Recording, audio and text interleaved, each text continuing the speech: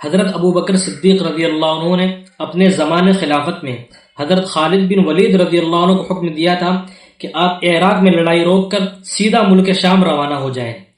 جب حضرت خالد بن ولید رضی اللہ عنہ اپنی فوج کو لے کر ملک شام روانہ ہو گئے تو ایرانی حکومت نے مسلمانوں کو عراق سے نکالنے کی تیاریاں شروع کر دی اور اپنی فوجوں کو مسلمانوں سے لڑنے کا حکم دے دیا۔ ایران کے اندر ایک بہت بہادر اور مشہور پہلوان تھا جس کا نام رستم تھا۔ رستم کو ایران کی تمام فوجوں کا سپہ سالار بنا دیا گیا۔ اب رستم ایرانیوں کو مسلمانوں کے خلاف خوب بھڑکاتا تھا۔ حضرت عمر رضی اللہ عنہ نے خلیفہ ہونے کے بعد سب سے پہلے ایران کی طرف توجہ کی اور وہاں مسلمانوں کی ایرانیوں سے 80 لڑائیاں ہوئیں، جس میں 2 لڑائیاں اسلامی تاریخ میں بہت مشہور ہیں۔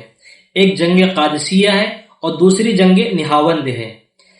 جب بویک کی لڑائی میں مسلمانوں کو فتح حاصل ہوئی اور ہزاروں ایرانی مارے گئے تو ایران کے دارالسلطنت مدائن میں کھلبلی مچ گئی۔ اب ایران کے بادشاہ یزدگرد نے ایران کے سارے سرداروں کو بلایا اور ایک بڑی جنگ کی تیاری شروع کی جس کا نام جنگ قادسیہ ہے۔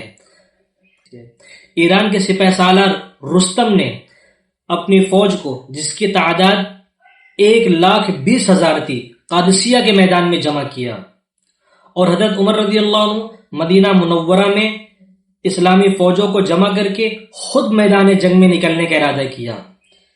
لیکن صحابہ کرام رضوان اللہ علیہ مجمعین نے آپ کو مشورہ دیا کہ امیر المؤمنین، آپ کا دارالخلافت یعنی مدینہ منورہ چھوڑ کر جانا مناسب نہیں۔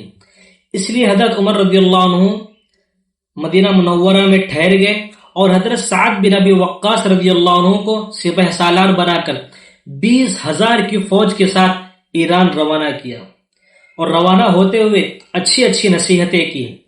حضرت سعد رضی اللہ عنہ کی فوج کے ساتھ مسلمانوں کی جو فوج پہلے سے عراق میں تھی شامل ہو گئی۔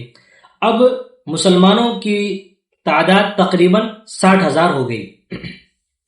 حضرت سعد رضی اللہ عنہ اپنی فوج کو لے کر قادسیہ کے میدان میں پہنچے اور جنگ سے پہلے حضرت عمر رضی اللہ عنہ کی ہدایات کے مطابق ایران کے بادشاہ کو اسلام کی دعوت دی۔ اس نے قبول کرنے سے انکار کر دیا۔ اس کے بعد دونوں فوجوں میں 3 دن تک سخت مقابلہ ہوتا رہا۔ اس میں ایرانیوں کا سپہ سالار رستم مارا گیا، ہزاروں ایرانی قتل کیے گئے اور مسلمانوں کو فتح نصیب ہوئی۔ قادسیہ میں فتح پا لینے کے بعد مسلمانوں نے ایران کے دارالسلطنت مدائن کی طرف رخ کیا۔ راستے میں ایک دریا پڑتا تھا جس کا نام ہے دریائے دجلہ۔ دریائے دجلہ پہ کچھ پل تھے۔ ایرانیوں نے سارے پل توڑ دیے تاکہ مسلمان آ نہ سکیں، لیکن حضرت سعد رضی اللہ عنہ اور صحابہ کرام کی مقدس جماعت نے اللہ کا نام لے کر دریا میں گھوڑے ڈال دیے اور صحیح سلامت دریا کے اس پار پہنچ گئے۔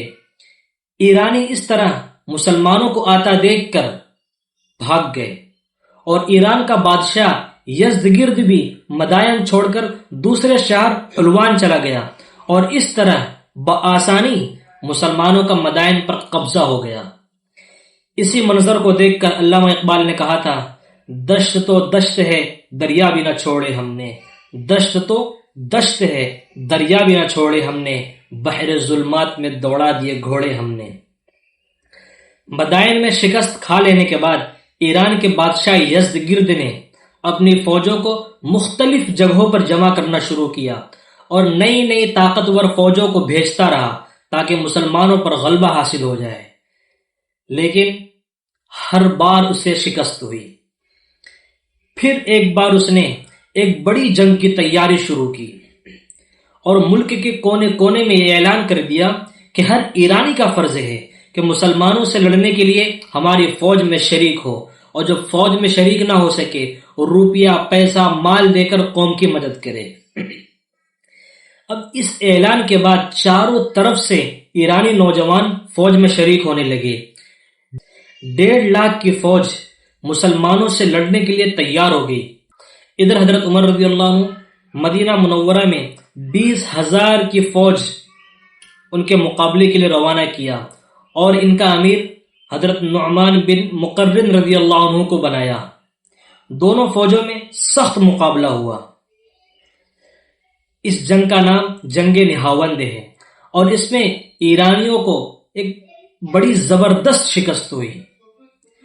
اس جنگ نے ایران کے دارالسلطنت کا زور ہمیشہ کے لیے ختم کر دیا، اور پھر ایرانیوں سے مقابلہ ہوتا رہا، اور حضرت عمر رضی اللہ عنہ مدینہ منورہ میں رہتے ہوئے برابر فوجوں کا انتظام کرتے رہے اور جنگ سے متعلق ہدایات دیتے رہے اور اسلامی فوجوں کی برابر رہنمائی کرتے رہے، اور آخر کار ملک ایران فتح ہو گیا۔